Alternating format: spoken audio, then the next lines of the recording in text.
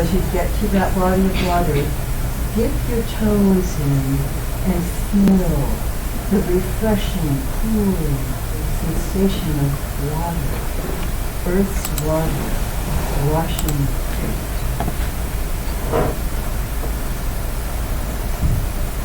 And let yourself experience how loved you are, that you can always go to a well, if you will, to let the love of this mother planet, the love of our source creator, take care of us to the degree that we can be supported and honored and respected in the most beautiful humility of washing our feet. And as you let this in, remember, your feet are the stepping stones of your grounding on this planet.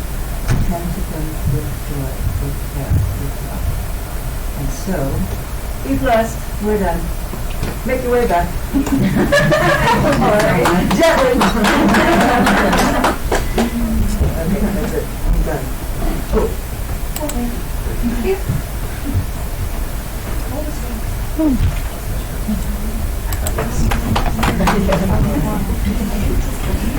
Should we clap for Lori? Yes, we did.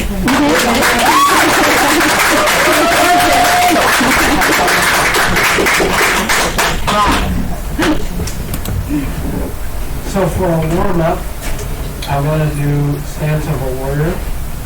So everybody stand up.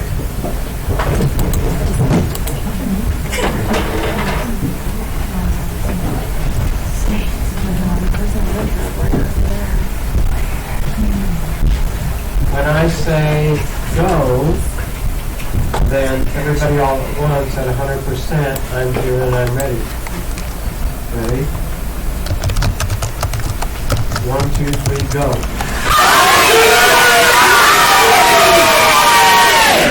Good. Have a seat. Welcome to King. I am also here.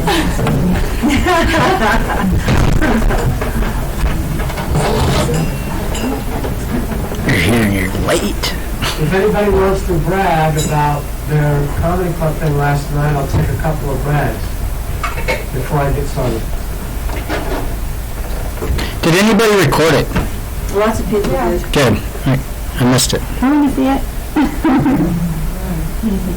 I just heard good things about it, so I just thought I'd give you a chance to brag if you want to. Okay, Jesse?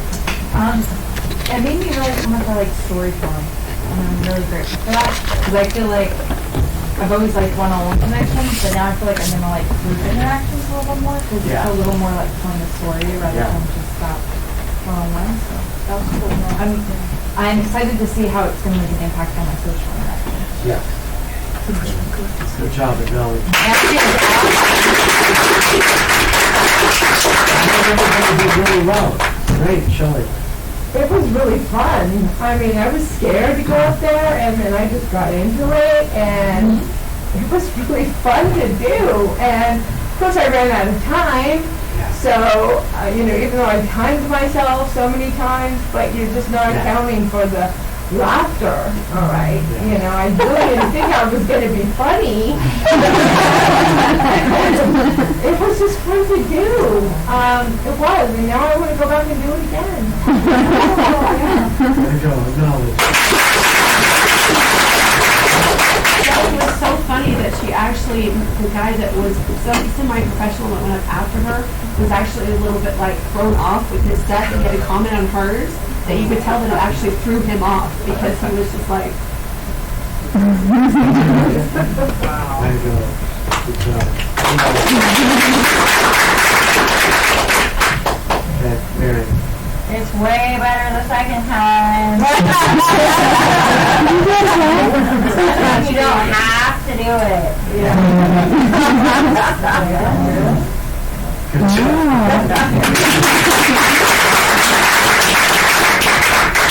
Okay. Did you want to share? Sure. Okay. And that is just a comment about how valuable the 4 steps are. And stepping into your God. Thank you. No. I was really surprised. Like, the reason I decided to do this year is because last year I saw you guys get so much value out of it.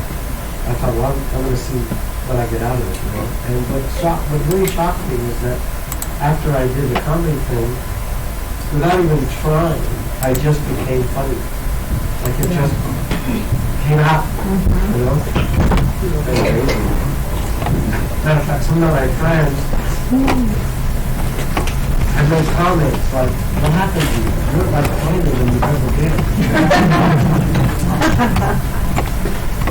Okay, last share. Well, and also on that note, just like I have material coming now. Yeah. Like I might stream and I'm like, oh my gosh, I gotta tell Lady this. He was gonna steal one of mine. He didn't do it, but now I got it. So I have like a couple different skits already forming and like. Yeah, me too. Material when you've only got 3 minutes. Yeah. Acknowledge.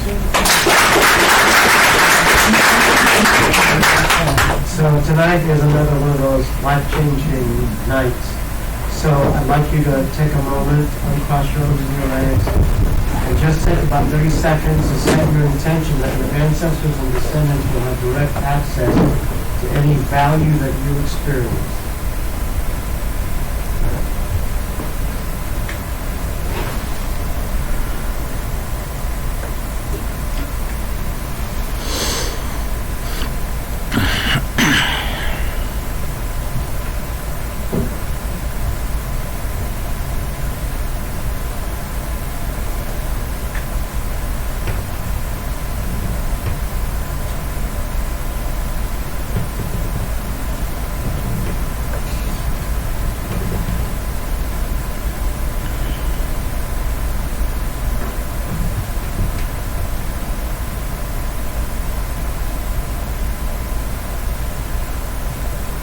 Okay, thank you.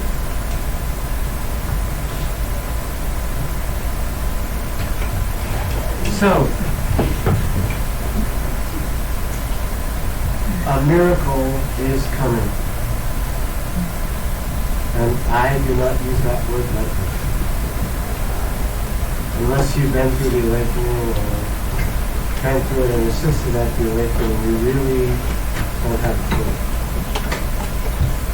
It's for people who've never done it before, it's the first time, it's always eye-opening, it's always a surprise.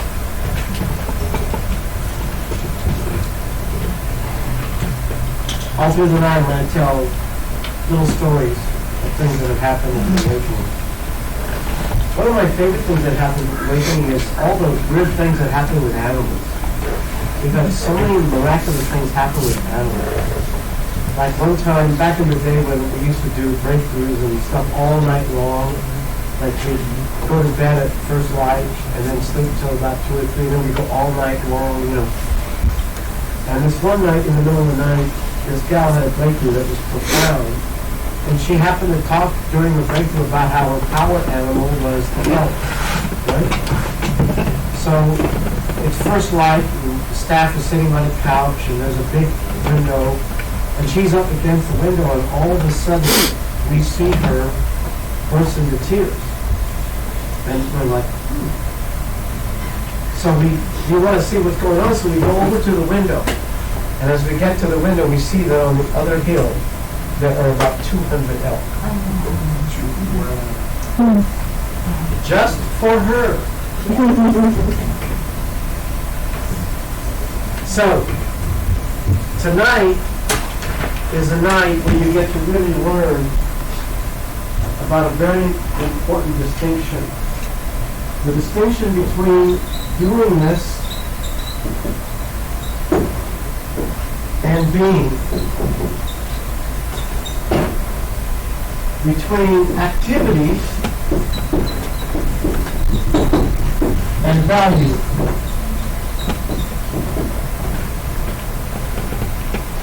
The subtitle for tonight could be How to Bring Heaven to Earth. These are the keys to manifesting miraculous results. And faith and intention are those keys.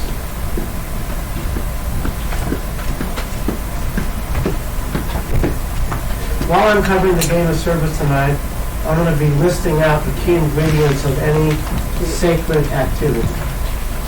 The key ingredients of sacred activity. And I want to remind any of you who've done the awakening that because there are plenty of people in the room who have not done the awakening, I want you to watch what you share tonight because we don't want you ruining any of the surprises. Right? Okay. I'll read the context for the game of service.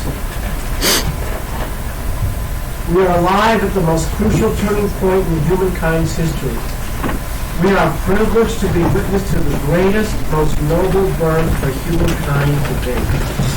Beyond the invention of the wheel, agriculture, civilization, education, the end of slavery, or human rights as ideas whose time had come, we get to participate in the transformation of humankind, to bring forth the intention to empower, to create a world that works for all of us, to speak and live in the dream of a you and I world, for each of us to be a voice for the sacred in bringing our human family home, to lead each other out of the fear into the light, to the magnificent love that we are, to our souls, to spirit.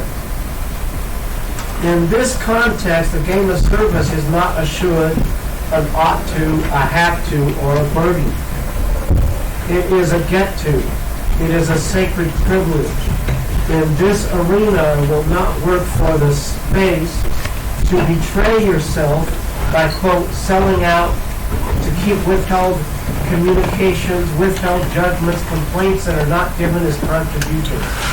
Now, being the little brains that we are, we cannot help but make such messes. After all, we are mess-making machines.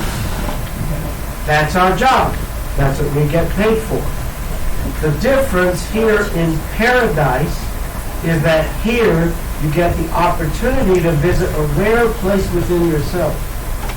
You get to put aside your withheld communications, your withheld judgments, to clear up everything which can come between you and others, between you and yourself, between you and the magnificence of the love which you are.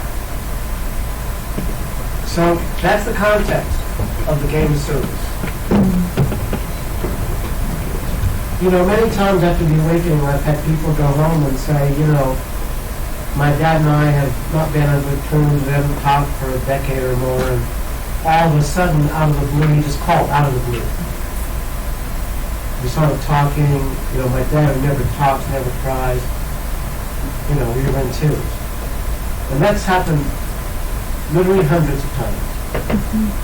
Because when you're at the awakening having a profound experience, everyone in your life, actually everyone in yours, but certainly the people you're most connected to are directly affected by your healing.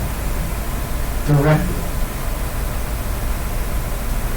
So this one gal came in and she was so excited to tell us how her dad, they healed her. She said, he even said exactly what I wanted to hear in my breakthrough. I couldn't believe it. Right? And he died a week later. That's also not untypical. So let me teach you how We're going to kill our a ancestors. vortex of energy is created. Now, some of you have heard this more than you probably would like to hear it, but what is the greatest key that any presenter has at their disposal?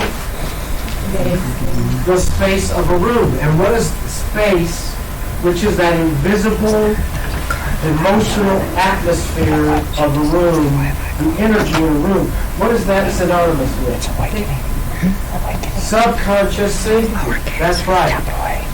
So, because of the training I'm doing for you tonight and 2 weeks from now, because of this training,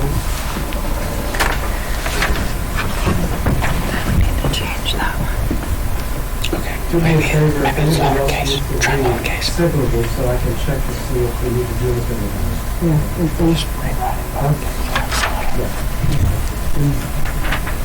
So, a vortex of energy is going to get created while we're up at the awakening. People are going to create so much energy running through them, through that courtroom, that the space is going to grow and grow and grow. That means there's an enormous opportunity for personal insights, revelation, discoveries, life-changing moments, and personal miracles. And I'm not talking just for the participants. I'm talking especially for the assistants.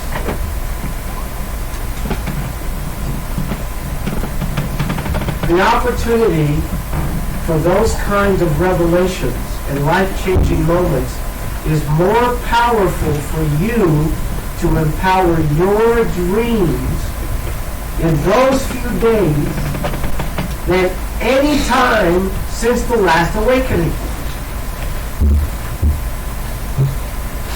So you want to take advantage of the space that is there. For a few days while you're at the awakening, you want to play like your dreams and aliveness depend on it. Because they do. I love, Werner tells the story about how he was coming up to an event, the auditorium kind of thing, and there were assistants, at different places, and in the parking lot there was a lady who was holding a sign, a parking sign, with an arrow, this is where you go. And he said, when he saw her, he recognized immediately that this was a being that was so powerful. She could have easily been like the CEO of a Fortune 500, right? Just a powerful person. And she was doing the sign like her aliveness depended on it. She was at 100%. She was jumping up and down, and she was rocking it. Most people can't sweep the floor like their dream depends on it. You get what I'm saying? So, the reason why we invest so much time into the training you is because we need warriors of impeccability in order to create the necessary space. When a participant, somebody might even come from out of state to do the awakening. They've never been in this office before. And they see one of the people that they believe is our assistants, right? They associate that. If the assistant is being half-assed, they make a subconscious decision with the first assistant they associate with our company. They make a subconscious decision. And the decision is, I'm not safe here. I better hold back. I better withdraw. If they see somebody who is at 100%, they decide, I'm safe here. I can let go. You get what I'm saying? Yeah. That's why it's important that we need warriors of impeccability in order to create the space. Now, a clear distinction is that 100% does not mean pushing or trying or working harder. It means that when you're relaxing at 100%.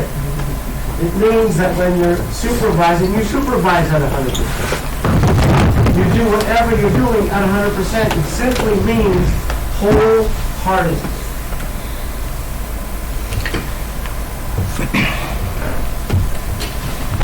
Okay, I'll do a demonstration. Who wants to volunteer? Okay, Jonathan. Okay. See that box of Kleenex over there?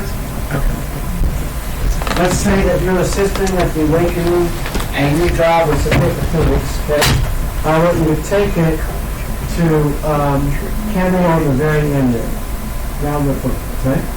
Okay, go ahead. Just take the Kleenex here.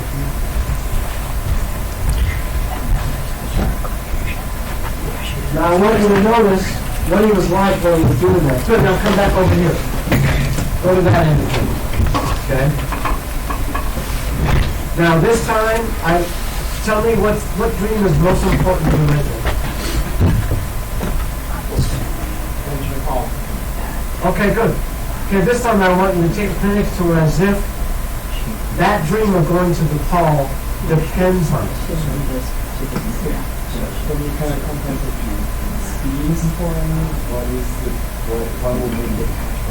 No, it's not about what anybody else thinks. It's about what you believe, doing it as if that dream depends on it. It could look like a million different things. Nobody knows but you. Okay? Now, I want you all to watch the difference in his countenance, his facial expressions, his posture, everything, in his vibration.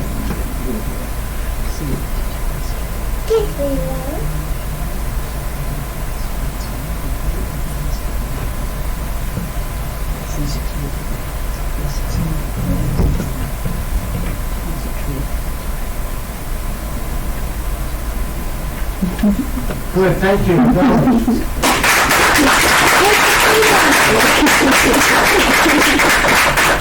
see, there was a difference, wasn't there? Awakening isn't a miracle unless the assistants are doing what they're doing as if they're doing dependent.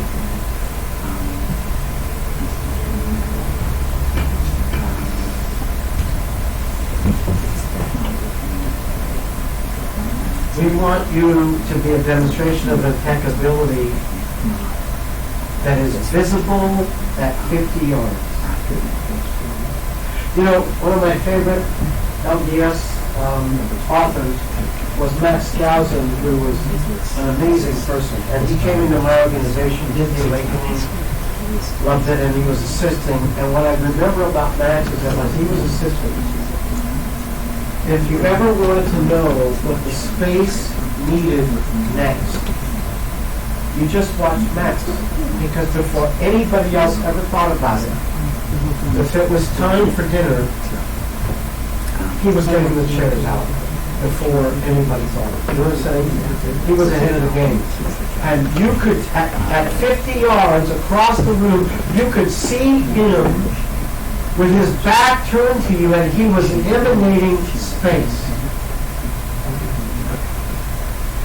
I also remember Steve Acevedo because when he would serve dinner, it was like he would bring you dinner, and it was like you were royalty. You know, the way he would do it, it was like you were royalty. I'm in California. Those are just a couple of examples that popped in my head. And I'm going to show you how the space works. Let's say we've got a group of assistants. Okay? And the way the space works is whoever's sitting in the space chair, the space for the room goes through them. Then it goes through the assistants. Then it goes through the participants, up to the facilitator, then it does this figure eight system. Okay? Like that. Depending on how clean the space is of the assistants, depends on how much energy is in the room. So if this person has some broken agreements and hasn't told anybody, they're not a conduit for space. If this person withheld a judgment and isn't clearing it up, they now are blocked energy. And if, several people are somehow not clear in their energy, there's no space coming in the awakening. You see what I'm saying?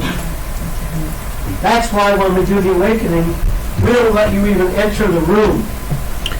You can't enter the space until you've been cleared by somebody to make sure that your energy is clear. Is there a list of things that block all of our energy so we know how to clear them all? Checklist.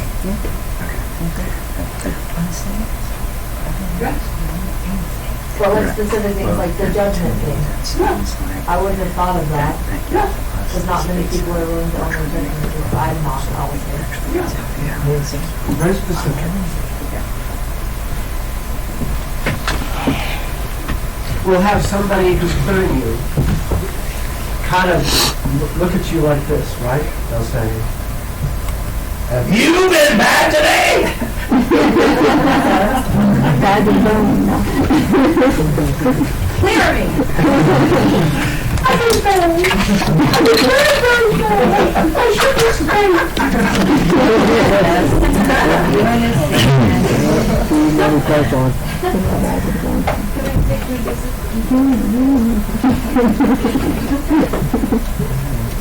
Y'all remember the story?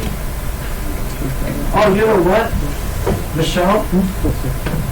Since Ari might not get here in time, you can give Lori that assignment, because I bet she'd love to play with this one. Okay. I'm actually doing a genie game tonight. No, I mean, in the next 10 or 15 minutes. Oh, I know We're what gonna you're do talking something. about. I hate that stuff. Don't give it to me.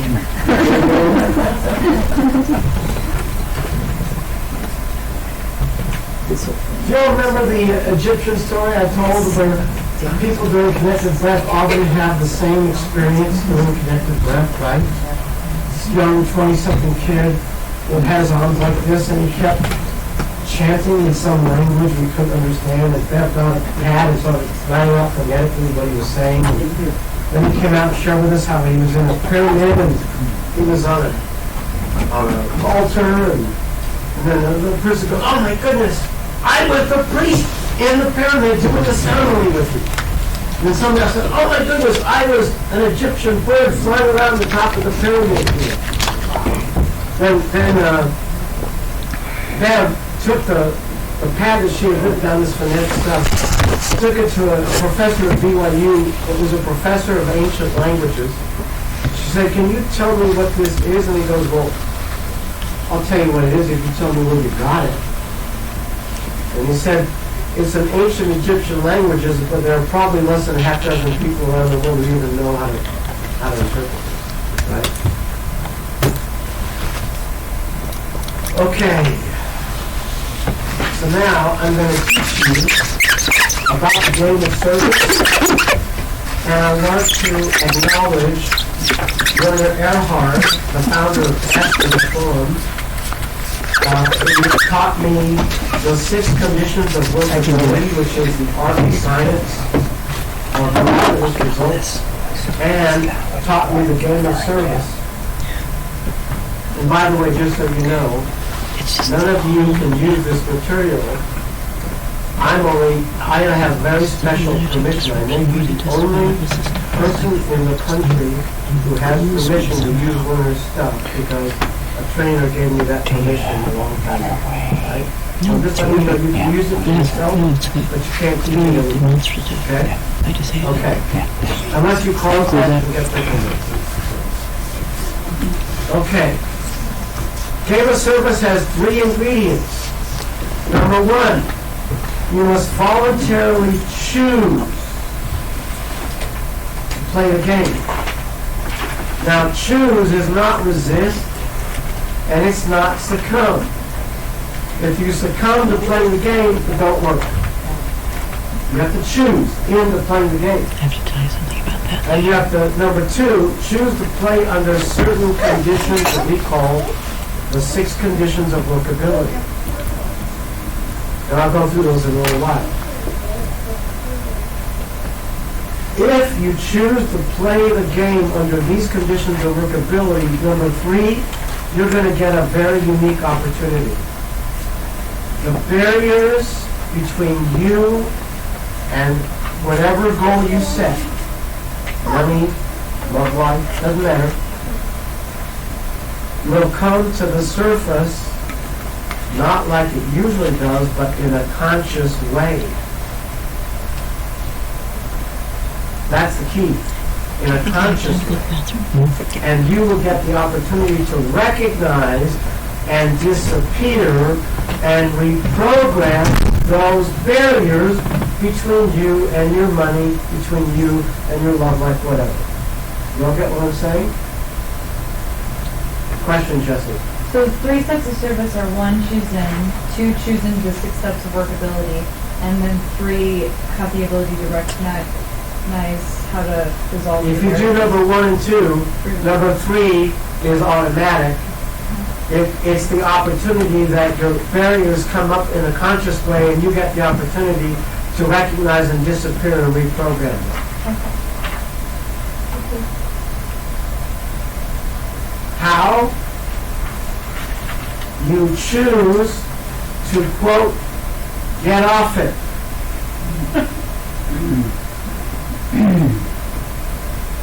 When your barrier is in your face, you choose to get off it and do what works. To operate beyond Wilbur. You have the opportunity to recognize what always stops you in life and to not let it stop you. See, mostly in life, people who do most activity, work at a job, whatever they're doing, they don't do their job as if they don't play the game of service. So their barriers will never come to the surface in a conscious way. They have the same old problems and money, and they don't know why this thing keeps biting me. Or same old patterns in my love life, but they're not conscious of it. They just keep getting the same results and they don't know why. But in the game of service, it comes up in a conscious way, and then you're like, oh, that's what's in, I get it. That's what's in my mind. You almost said a statement that I think would have been very poignant. They don't do it as if their dream depends on it. They do it as if their job depends on it. Yes. There you go. Yes. Good. What he said. Yeah. Mr. Poignant. Okay. Are you ready for a visualization? Yes.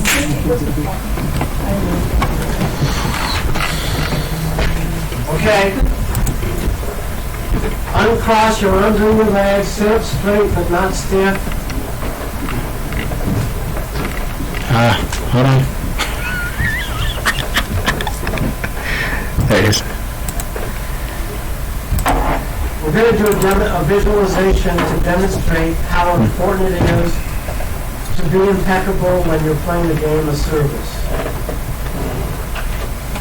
Now just see your favorite color of light going in from the top of your head, down through your body.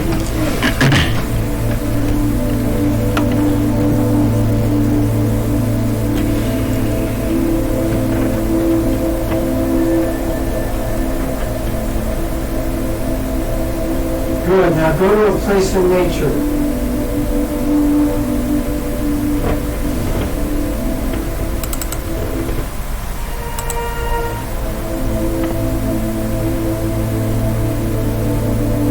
Now off in the distance, someone is coming. Someone that you love very much and you want to walk